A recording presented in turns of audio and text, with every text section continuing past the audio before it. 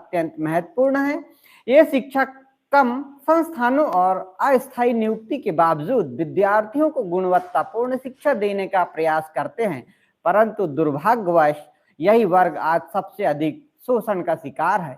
अतिथि शिक्षकों की नियुक्ति अस्थायी आधार पर की जाती है। उन्हें नियमित शिक्षकों के समान कार्यभार सौंपा जाता है, लेकिन वेतन, सम्मान और सुरक्षा के मामले में उनके साथ भेदभाव किया जाता है। कई राज्यों में अतिथि शिक्षकों को महीनों तक मानदेय नहीं मिलता और जब मिलता भी है तो वह नियमित शिक्षकों के वेतन का एक छोटा सा टुकड़ा, एक अंश होता है। न तो उन्हें भविष्य निधि, पेंशन, चिकित्सा सुविधा और न ही अवकाश जैसी मूलभूत सुविधाएं दी जाती है।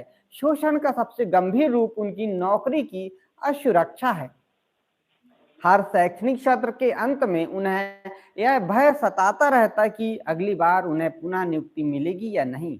वर्षों तक सेवा देने के बाद उन्हें स्थायी नहीं किया जाता। यह स्थिति मानसिक तनाव, आर्थिक अस्थिरता और सामाजिक सुरक्षा को जन्म देती है। इसके अतिरिक्त कई स्थान पर अतिथि शिक्षकों से प्रशासनिक कार्य, अतिरिक्त कक्षाएं और परीक्षाओं से जुड़े दायित्व बिना किसी अतिरिक्त पारिश्रमिक से कराए जाते हैं। विरोध करने पर उन्हें हटाने की धमकी दी जाती है, जिससे वे अपने अधिकारों के लिए आवाज भी नहीं उठा पाते।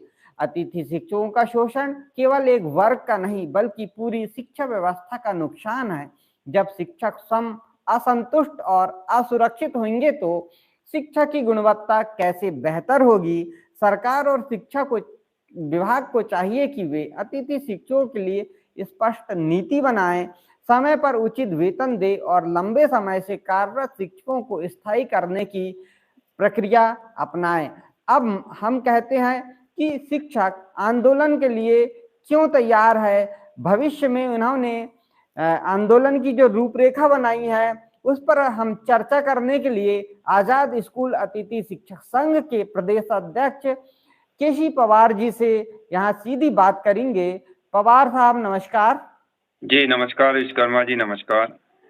जो हम अभी तमाम सोशल मीडिया और समाचार पत्रों के माध्यम से सुनते आ रहे हैं कि जो अतिथि शिक्षक व्यवस्था है इसमें कई दिनों से सेवा दे रहे अतिथि शिक्षक अब आमरण अनशन जिला स्तर पर करने की तैयारी कर रहे हैं। क्या कारण है? देखिए विश्वकर्मा जी, जैसा कि आप और सरकार सभी लोग जानते हैं कि अतिथि शिक्षक विगत 15-16 वर्षों से पूरी निष्ठा, तप तपस्या और पूरी लगन से शासकीय शालाओं में अध्यापन कार्य कर रहे हैं। जी। हमने इसके पहले कई बार सरकार से आवेदन निवेदन किए, धरना प्रदर्शन किए, रैली का कार्यक्रम किया कि हमारी मांग पूरी हो जाए, परंतु आज दिनांक तक जो अतिथि शिक्षक महापंचायत हुई थी उसमें जो घोषणाएं की थी तात्कालिक मुख्यमंत्री आदरणीय श्री शिवराज सिंह चौहान जी ने, वो भी पूरी अधूरी पड़ी हुई है। उसके बाद अभी हमारा सितंबर में जो कार्यक्रम हुआ था उसमें माननीय शिक्षा मंत्री जी ने मोबाइल के माध्यम से हमारे लोगों को संबोधित किया था और अवकाश जैसी सुविधा देने का वादा किया था, परंतु आज दिनांक तक उसके आदेश नहीं आए। इसलिए अब हमने समस्त कार्यक्रम कर लिए बहुत परेशान हो चुके हैं अतिथि शिक्षक। अब हमने सोचा कि इस बार हम आमरण अनशन करेंगे। इसके लिए कुछ समय पहले हमारे समस्त पदाधिकारी और जिला अध्यक्षों की ऑनलाइन बैठक हुई थी, उसमें हमने ये कार्यक्रम प्रस्तावित किया और उसी कार्यक्रम को असली रूप देने के लिए अभी कुछ समय बाद आज पुनः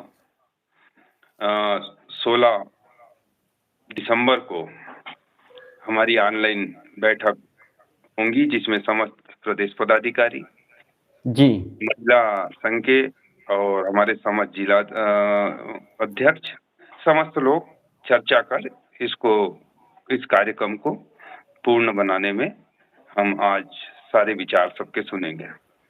अच्छा, जिला स्तर पर जो आप आमरण अनशन कर रहे हैं, यदि सरकार आपकी बात नहीं मानती तो आगे की क्या रणनीति होगी? क्या राजधानी में भी ऐसा कुछ करने वाले हैं फिर भविष्य में यदि सरकार नहीं मानती है तो? जी बिल्कुल, हम अभी जिले पर 3 दिन का अनशन करेंगे और उसके बाद हम एक अल्टीमेटम देंगे और यदि अगर हमारी मांग पूरी नहीं होती है निश्चित समय अवधि में, तो निश्चित ही हम मध्य प्रदेश के समस्त अतिथि शिक्षक और समस्त संगठन मिलकर भोपाल में एक बहुत बड़ा ऐतिहासिक कार्यक्रम करेंगे। तो पवार साहब, आपका बहुत बहुत धन्यवाद। आपने हमारी सीधी बात कार्यक्रम में जुड़कर सभी आपके अतिथि शिक्षकों को जानकारी दी। तो आज के लिए सभी को नमस्कार। पवार साहब, आपको भी नमस्कार। जी जी, नमस्कार विश्वकर्मा जी।